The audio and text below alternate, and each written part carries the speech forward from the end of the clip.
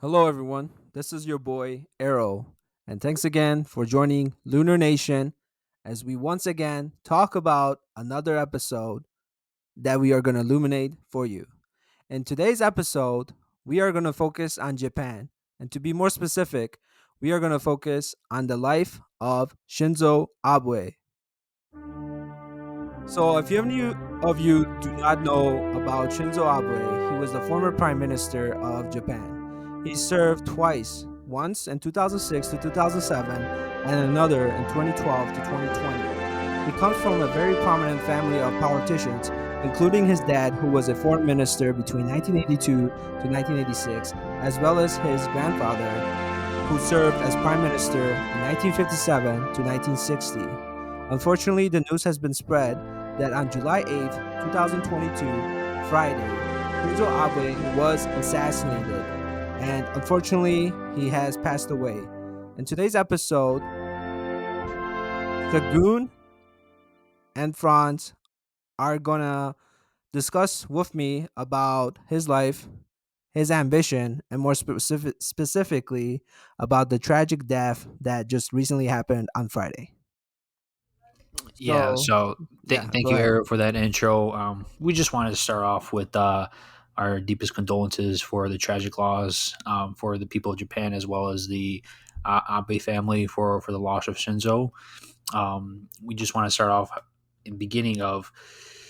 I know Arrow mentioned that Shinzo started off in his young age. He actually comes from a prominent family of politician bloodline. So I know that he mentioned his grandfather was a prime minister for the Liberal Democratic Party of Japan. He served from 1957 to 1960, and then I believe actually his great uncle was a prime minister as well. So before that, so it looks like two members of his families were prime minister, and then his dad also served as a foreign minister. Now, if not a lot of people might know about him, but he did serve different consecutive terms. So one in 2006 to I'm sorry about that. Starting my words here. Once from 2006 to 2007. However, he had to step down shortly afterwards because he had was experiencing some medical conditions, and he didn't want to put his body through stress and whatnot. So he thought it would be best for not only his health but also for the country of Japan to have someone that was able to give their full attention. After having some medical checkups and whatnot, he was feeling back in shape, and in due time, about 5-6 years later, in 2012, he ran again for prime minister, and he was actually the longest serving prime minister that Japan had in their history, serving from 2012 up until 2020. And he actually wasn't able to finish out his final year as prime minister because, again, his medical conditions had come up again after over a decade, and so again he had to step down to take care of the medical conditions that he was facing there at the time. And unfortunately, just as Arrow stated, just just over a day ago, he was assassinated while on a campaign rally for his party, and unfortunately, the injuries to his body were fatal. Yeah, for sure. It's really sad news to hear, like what Franz is saying, being a leader that he is, leading Japan to actual troops overseas, for basically one of the only times in Japan's history after the World War II. So he had that kind of reputation within him, but then just to have his taken life taken away like randomly without him knowing is really like unfortunate and being assassinated. It does come with, in my opinion, it does come with when you're in a political party, you're always going to have like haters, people that want to bring you down. So I guess his time was up because of that as well, because of the opposition viewpoints. Okay, yeah, you're right, Sagun. The assassination of Shinzo Abe is definitely a sad news. More importantly, like the whole world is shocked about the fact that Japan, being the most strictest country with gun laws and everything, and somehow someone managed to come and shoot him with a homemade weapon. And I want to focus more on who this person was and how, like, it's just mind-boggling that how he got through security, and there's a question mark on that. But he guys, so Shinzo Abe was, shot behind while he was saying a speech in the western city of Nara, while being on a campaign mostly. And what happened was the person that shot him, the person's name is Tetsuya Yamagami. Sorry to pronounce his last name Yeah, slowly that because I sounds just about need to right. make sure. So he was a 41-year-old. Basically, he was unemployed, a former sailor in Japan's maritime armed forces, and he just came with handmade firearm and shot the former prime minister. And obviously, the two shots that he did, they really injured the prime minister, and he was like pronounced dead while getting a helicopter. And then he went to emergency. I think they were just like they were giving him massive amounts of blood, but he was already passed away, unfortunately, at that moment of time. Yeah, And the so if we look at the more specifics about the assassin, we know that the person, as far as the news goes, that he was not affiliated with any political motivations.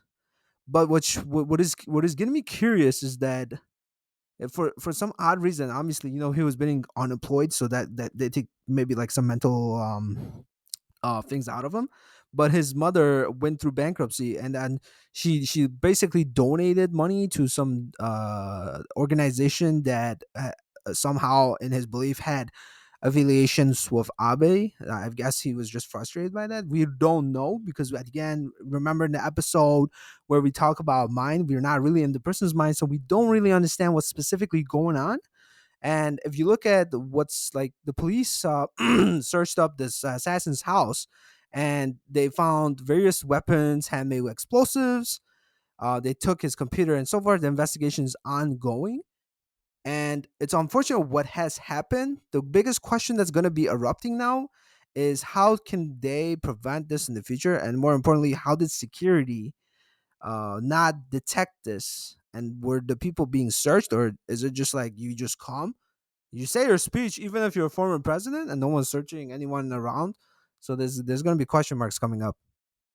yeah, for sure. I mean, it's just because it's not in the radar, right? Like, I mean, if you compare Japan and the United States, I mean, you can't really, you can't really do that. I mean, the security of the president of the United States, right?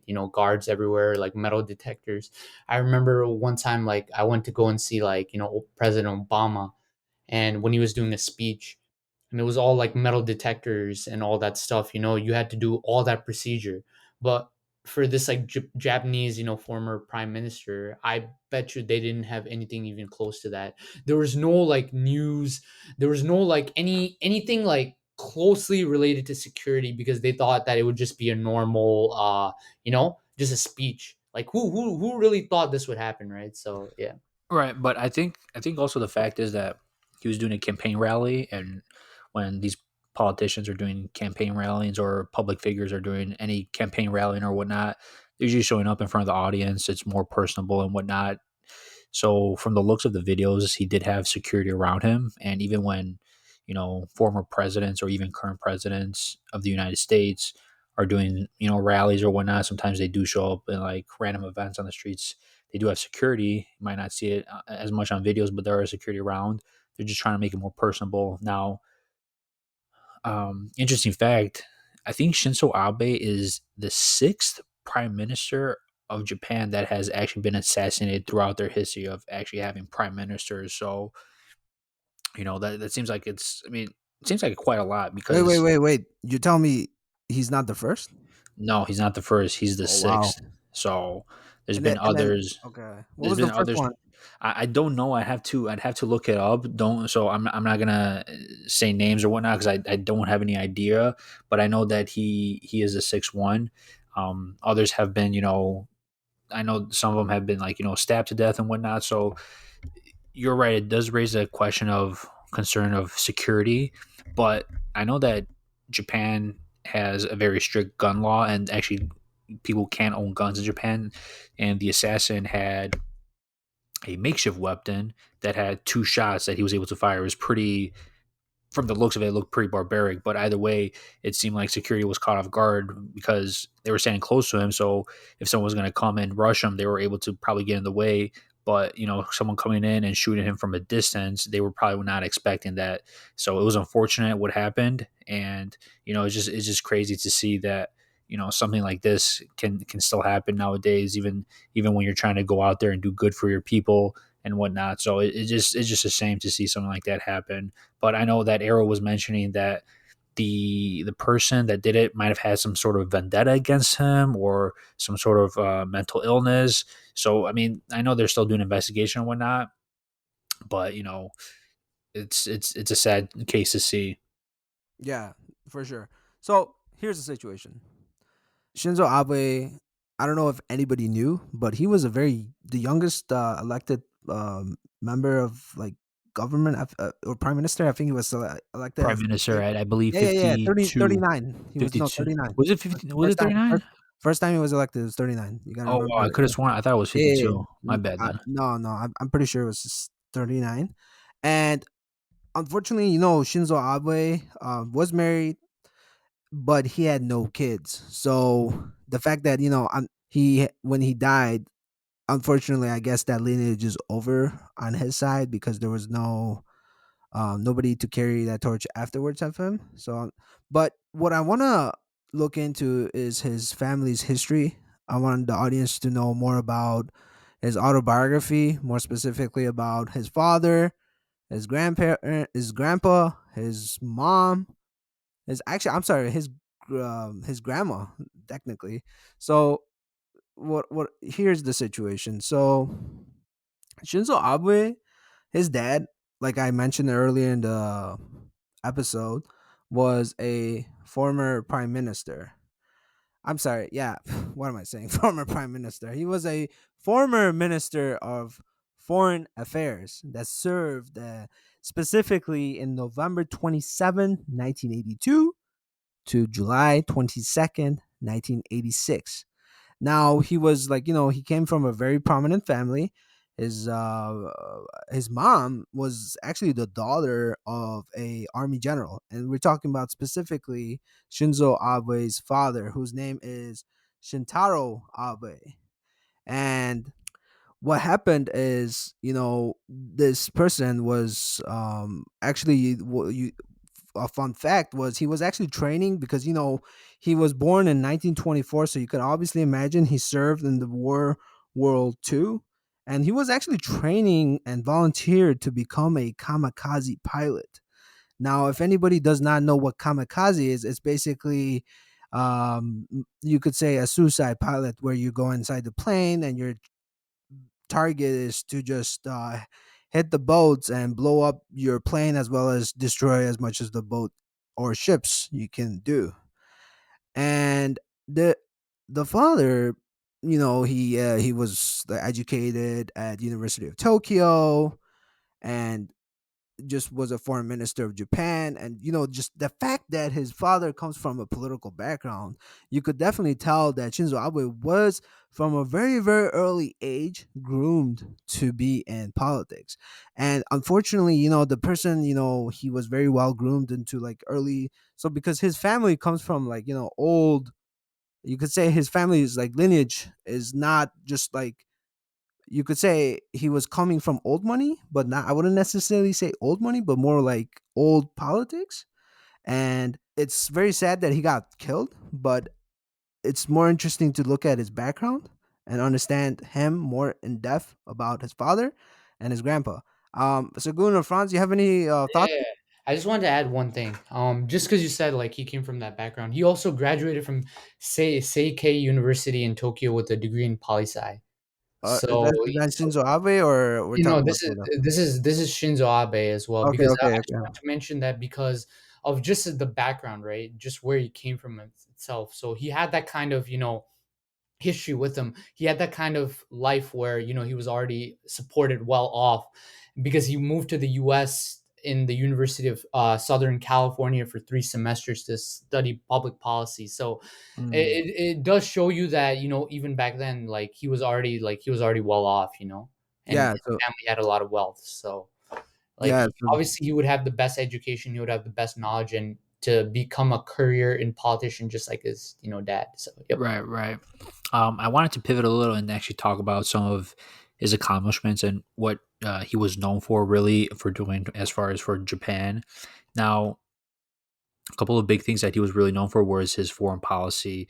He really took a hardline stance against countries such as North Korea and China, especially with China, and then them trying to do a lot of control with Taiwan and a lot of the Southeast Asian countries and the South China Sea. So he was taking a very hard line stance against those two major countries, and he was also really good at building a relationship, especially with not only just the United States, the treaty that we have, but also with other countries such as India and other nations in Europe, whether it was trade agreements, defense agreements, anything that was strategic. He was able to put in the time and effort to build those relationships, and he was really good at that as far as negotiating, talks, things of that nature.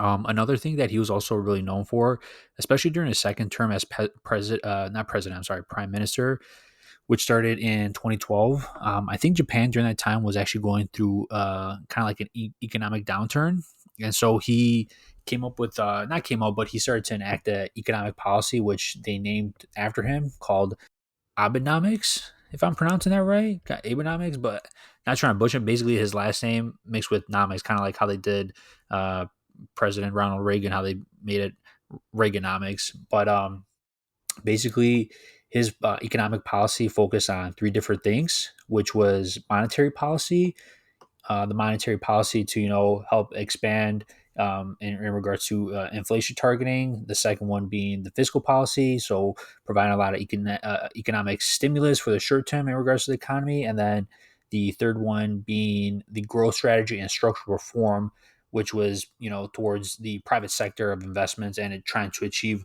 long term goal for the country. So this was able to help the country get out of their downturn that they're at the moment, and help a lot of people with a lot of stimulus and growth as far as whether it was private or public sector. Okay. So I think I made a mistake when I said 39. He was elected as prime minister. So he was Yeah, he actually, was 50. He was 52. That's what I yeah, said. yeah. So, he was actually elected to parliament for the first time in 1993 at the age of 39. My bad. That's what I wanted to say. And he's actually the grandson of a World War II era cabinet minister, and he comes from a very wealthy family, very well connected in politics, as I mentioned earlier.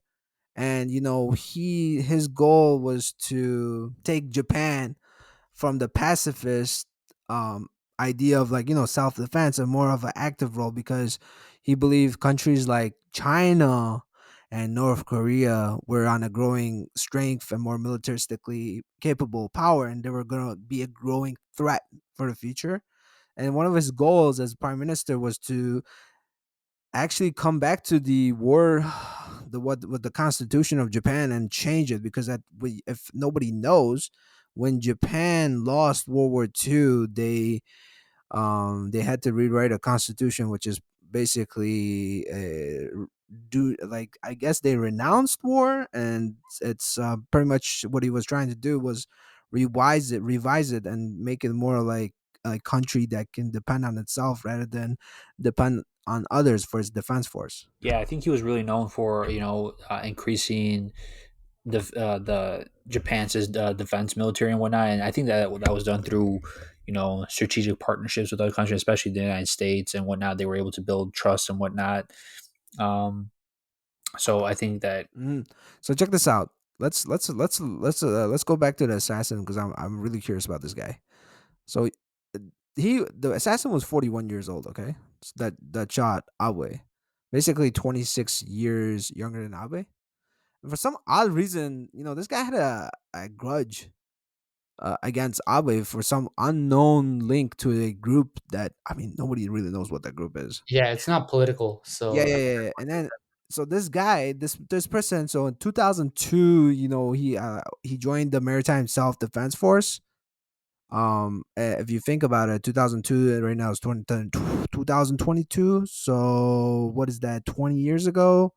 That means if this person is 41, he joined it at what's 19? Yeah, 19 years old.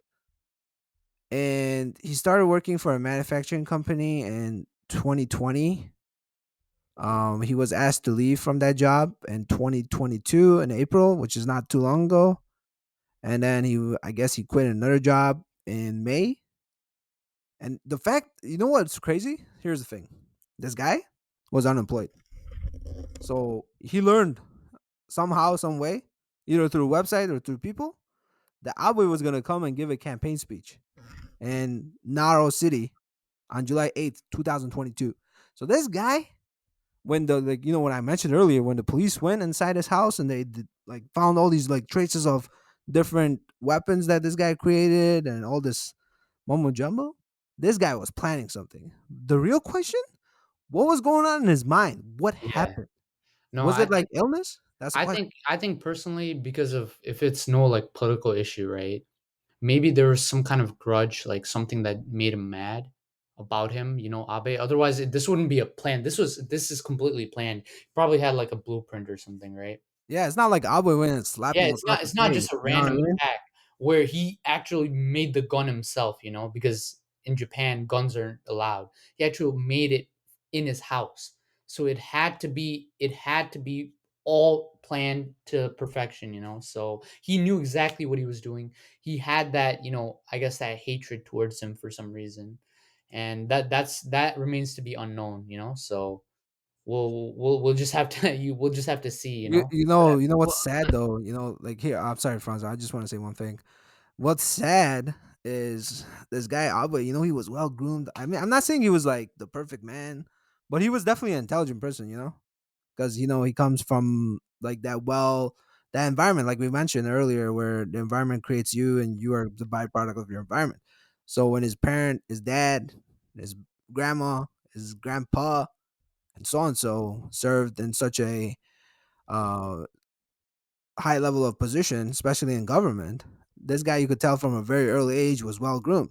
And him being 61 years old and giving a speech in front of the audience and being shot in the back by someone who was definitely needed some mental therapy is just sad. yeah, it is, and actually, I believe I'm not entirely sure because I don't think it's fully out yet, but I believe from what was said that the first shot actually missed, and when he turned around, the second shot was able to hit him close to like vital organs. So I think he was hit by the second one Yeah, when in he his turned around in heart. the front. It was Yeah, close to his heart, and yeah. that's So um, I wanted to ask you guys to see. So obviously we've seen that, or I stated that six of Japan's prime ministers have been assassinated, and Japan has a very strict gun law, and this weapon that this person had created was a makeshift weapon, so it wasn't something that was purchased. It was basically makeshift that he designed on his own.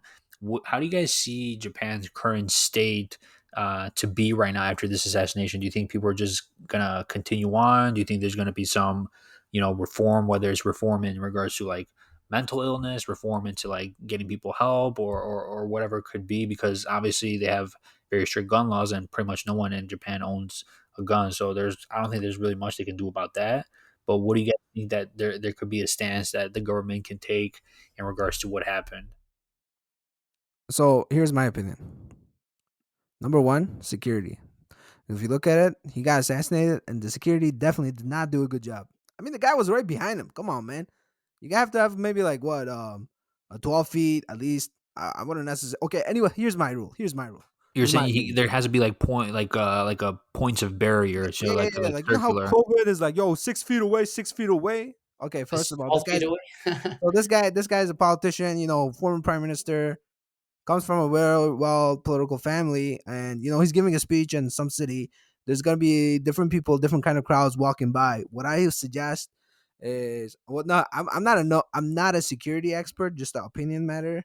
What my opinion suggests is basically have a certain amount of feet, and anyone within that radius of close to the prime minister needs to be checked. There has to be like a security protocol where the security services make sure that anyone that is getting close to that vicinity is checked. Anyone in the exterior, they could still keep an eye out, but they have to focus more on the inner people who are in the circle, because then that would give them an idea of what's going on, who's there, what's happening, because you know why? Because this guy's a prime minister. Here's the thing: if you're not gonna be liked by anyone. You know what I mean? You try your best. No one, everyone in the world, either some people gonna like you, some people not gonna like you. And the fact that he got shot by someone who didn't like him. So there's definitely Japan. What it's gonna do? They're gonna look at the security protocol. They're gonna look at the police force, and they're gonna say, why the hell did this happen? How did it happen? Why did it happen? What did you guys do? What do we need to revise? And more importantly, who is at fault? For sure, Arrow. I actually agree with you on that. I was gonna say that as well. I think they really do need to tighten up their security protocol. I mean, just I was just looking at the images as well. I was checking it on YouTube and I was looking at it. It looked absolutely pathetic. The whole setup itself. Abe was doing all that talking. The guy goes poof at the back. So it was really really poorly executed. And also I was just thinking, Abe is the former prime minister, right? Maybe it's just one of the reasons because the media doesn't really have like a full eye on him, right? Because he's not like the current prime minister itself. I'm not saying like they like it's just because of that, but maybe that could be a reason. But you Like you got to could think remember, you could think about it like like a former president, right? Let's say like President Obama comes in, right? Maybe he'll have less security than like let's say Biden, like right now, right? Just because he's not the current president right now. That's Yeah, just that is I'm true. pretty, But even former politicians or presidents still, in regards to the United States, they're still protected by the Secret Service. yeah, for sure, for yeah, sure. yeah. So check But this out. not to real quick, I'm gonna let you talk, Arrow, but maybe they could change something. I don't know what they're gonna change. They're probably gonna restructure things. But I wanted to give an example how, if you guys recall, when President Kennedy was assassinated back in when was it Dallas? Was it Dallas? I know it was in Yeah, Texas. Was it Dallas? Yeah. yeah, So when yeah, he's yeah. assassinated, the presidential vehicle was a drop top, so it had no roof on it. That he was just basically the guy was out there waving his hand and whatnot, and he was shot with the sniper through the head. What happened by that? The Secret Service learned and they pivoted. How they pivoted? They put the roof back on the car, the ceiling. They didn't allow the president anymore out of the vehicle; it had to be indoors. They started to bulletproof the vehicle and whatnot. And you can see, I mean, obviously, as technology and time has progressed, you can see to back then the presidential vehicle used to be convertible, basically with no roof and the president just hanging out, to now where it's basically a tank. I mean, you can shoot it with as much bullets as you want, or a rocket launcher is not going to do anything. It's got its own system inside of it to protect everyone inside. So. Now, this is obviously a vehicle, but how they could do it in person, like I said, who knows? They're going to figure that out. But I mean, they're probably going to up and tighten the security and their protocols. Mm, that's true.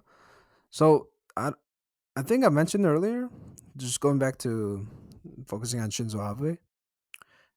In 2006, he actually became the youngest post-war prime minister. Okay, and another thing is he had to quit because you know how I said between 2006 to 2007, the reason he had to quit was because he got ulcerative colitis. Not too specific on this pain, but what I'm thinking is it's a pain. It's a pain in his stomach condition, so that's what happened to him. He had to quit because of his health.